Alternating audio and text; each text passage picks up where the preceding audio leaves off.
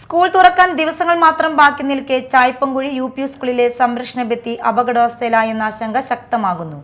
മലയോര ഹൈവേ നിർമ്മാണവുമായി ബന്ധപ്പെട്ട സ്ഥലം ഏറ്റെടുപ്പും നിർമ്മാണ പ്രവർത്തനങ്ങളുമാണ് പുതിയ സുരക്ഷാ ഭീഷണി ഉയർത്തുന്നതെന്ന് നാട്ടുകാർ ആരോപിക്കുന്നു.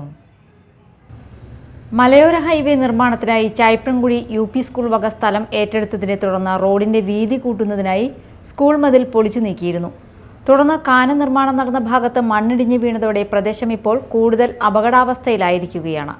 മഴ ശക്തമായാൽ കൂടുതൽ മണ്ണിടിച്ചിലിന് സാധ്യതയുണ്ടെന്നും ആശങ്ക ഉയരുന്നുണ്ട്.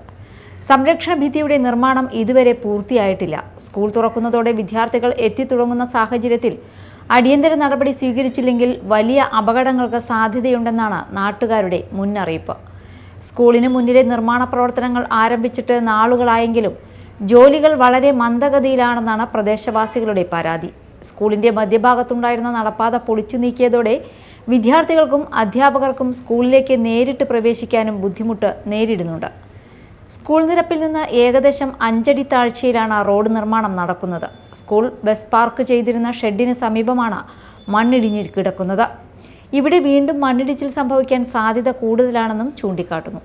സംരക്ഷണ ഭിത്തി നിർമ്മാണം എത്രയും വേഗം പൂർത്തിയാക്കി വിദ്യാർത്ഥികളുടെ സുരക്ഷ ഉറപ്പാക്കണമെന്ന് കാരുണ്യ സോഷ്യൽ വർക്കിംഗ് ഗ്രൂപ്പ് ഭാരവാഹികൾ ആവശ്യപ്പെട്ടു.